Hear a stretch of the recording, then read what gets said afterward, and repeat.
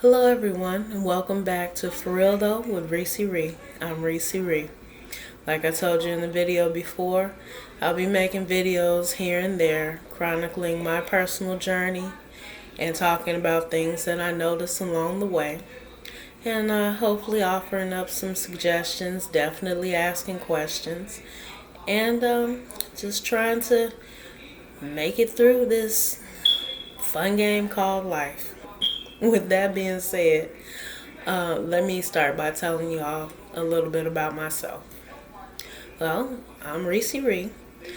Actual name is Sharice Agnew. And I hail from Chicago, born and raised. I'm 43 years old.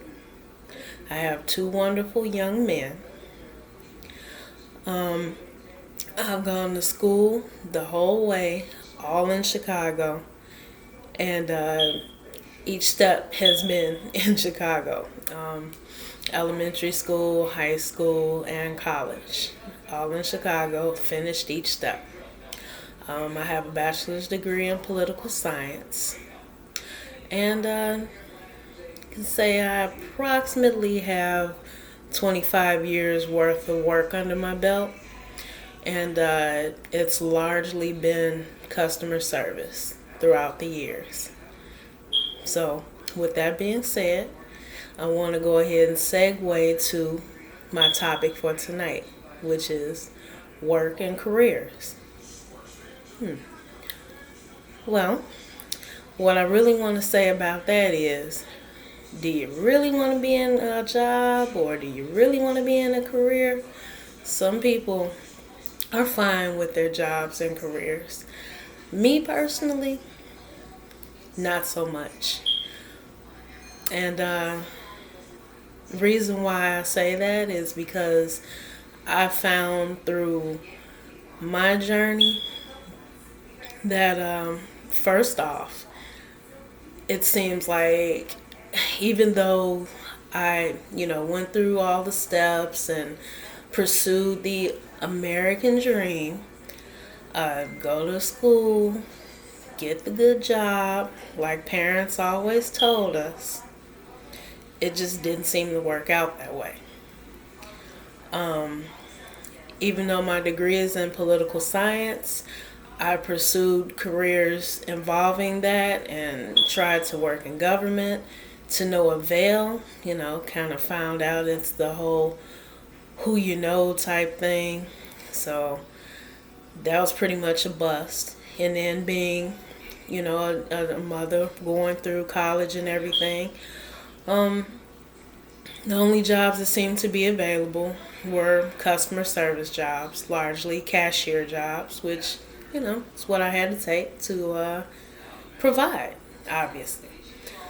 So, although it's not a bad thing, it doesn't really allow you to go anywhere, as I'm sure many of you already know.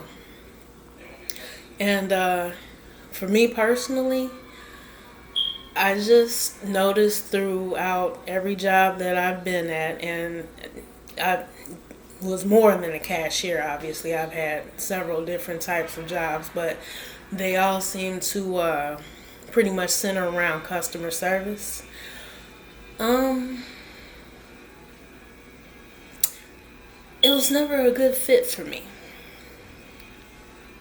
In fact, I would find myself pretty much after a while learning the position, doing the position, doing other things to go above and beyond, and pretty much all along the way picking the job apart as I go. And this happened job after job after job. It was pretty much the same thing for me. And some parts along the way, I even tried some business opportunities. I've sold life insurance. I've even gotten into the positions where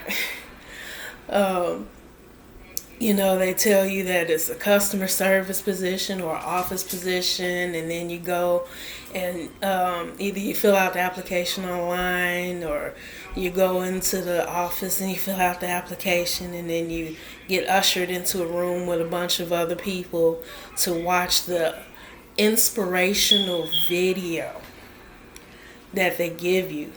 So basically, they're trying to swindle you into selling perfume or some other product on the street for them. And they tell you how wonderful it is and how the top sellers are just making all of this money, and you can do it too. Yeah, okay. Needless to say, I always ended up back at the regular customer service positions because I had to provide. Now, don't get me wrong. I'm not knocking jobs because jobs work for people. I'm also not knocking careers, because if you can figure it out and get in a career that works for you, by all means. But it's just not something that ever really worked out for me per se. I've always known that my passion was not what I studied for in school. My passion is actually fashion design, and I chose to segue to interior design because of the possibility of being in a more lucrative career. But needless to say, circumstances kind of pushed me in a different direction. I'll get to that in another video later on. And political science was what I ended up with as a degree. So basically, all I'm saying is, for me personally, I've looked at what I've done over these years, and one thing that always stuck out for me, and it actually was something that I would put on my resume when I would, redo it for the next job. I was really good at problem solving, and what it was the job that I would get into after I learned the ins and outs and ups and downs and do everything that I need to do as far as the job is concerned. I would get to the point where I would, either problem solve as far as the issues that were at hand that had to deal with the particular job, or I would go ahead and try to find easier ways of doing the job myself, without making a mess of things, obviously. And I sat and noticed, if I'm doing all of this problem solving for this job, this corporation, this company, why am I not doing it for myself? If I have demonstrated the ability to critically think at these jobs, why am I not doing it for myself? And with that being said, I pretty much, in 2017, I all but dropped off the grid work-wise, really. Last job I had was at a gas station. I was vying for assistant manager. And the one thing that reared its ugly head was something that I've always said about myself.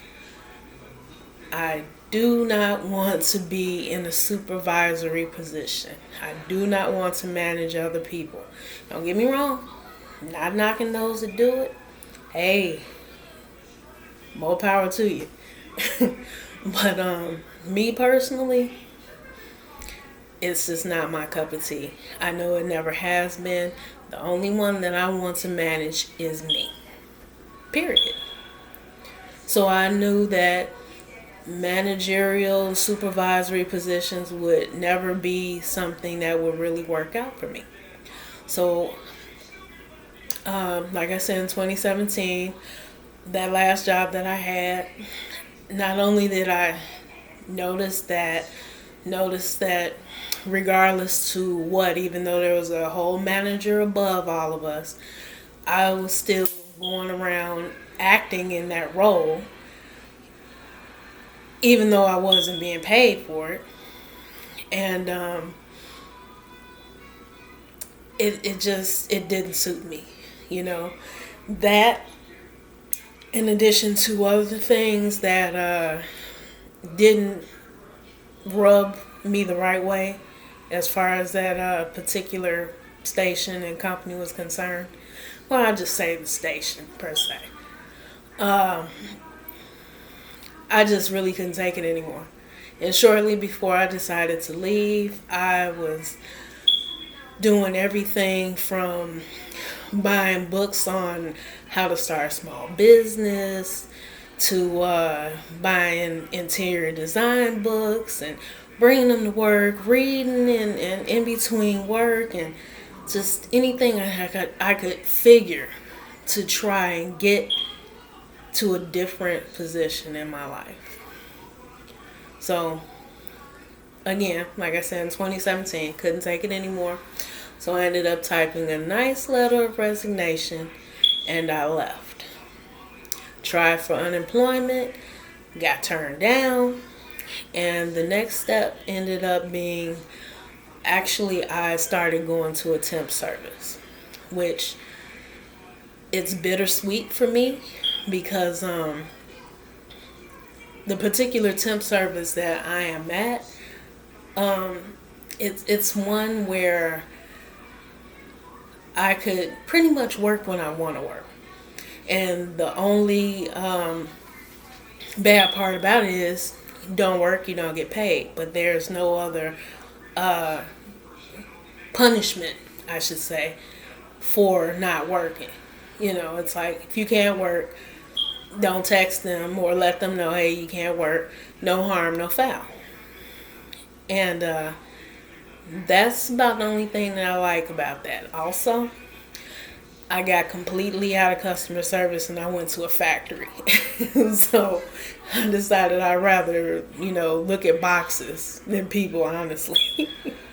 But anyway, even though I'm there currently, I'm not to, because circumstances, in the home and such, and, a few health issues have come up, and it's caused me to not work as much as I had before.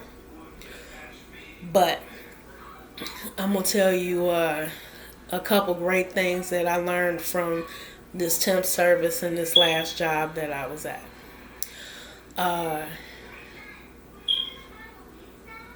In addition to working when you want to work, it goes for the opposite end as well. Meaning, I had quite a few opportunities late last year to work 7 days a week. And their shifts are actually 10 and 12-hour shifts. So at one point in time, I was actually working 12 hours, 7 days a week, back to back to back to back. And as a result, which I should also mention too, that, this temp job is actually one of the lowest paying that I have ever had. And I've honestly only had 2 that were the highest paying. So it's not really too much to say on that end. But the odd thing is, by me working all of those hours, I ended up making more money than I ever made in my life in 1 week. You know what I'm saying? So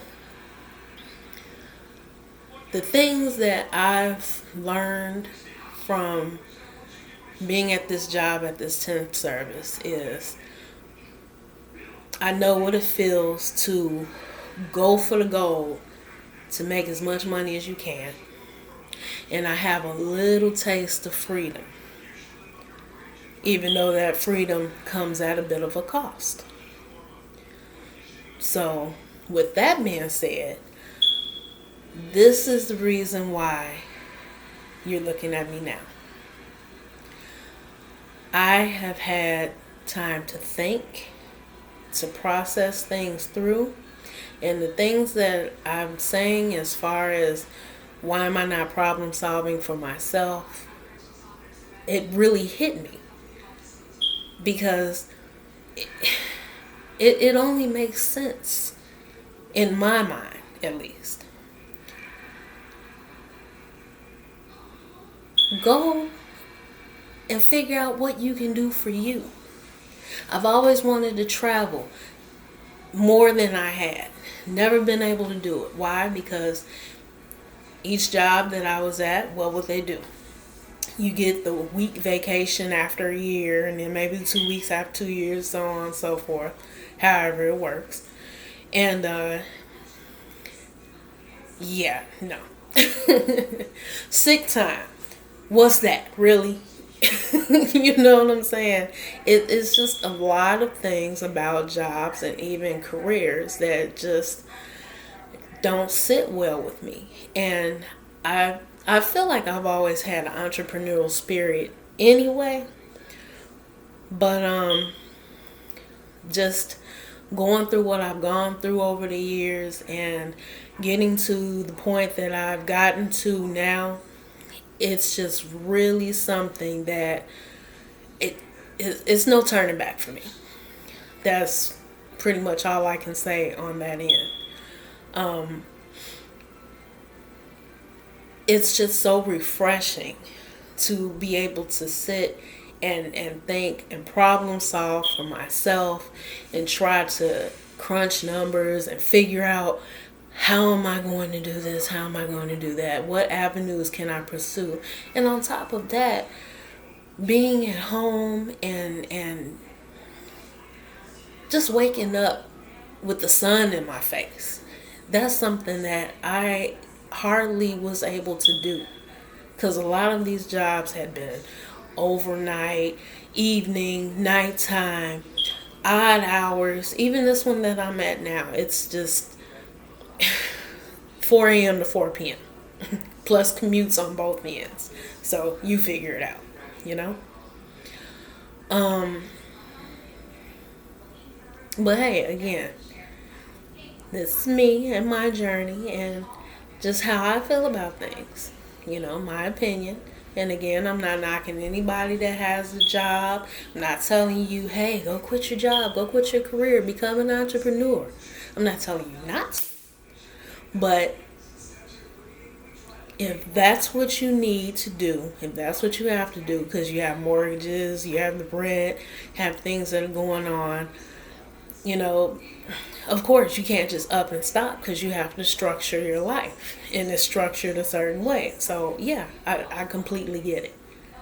But at the same time, I would strongly urge you to consider it.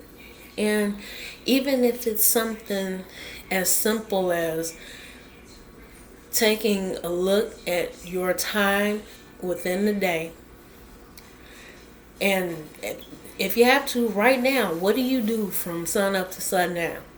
And see if you actually have any kind of time for yourself. If you don't, make some time.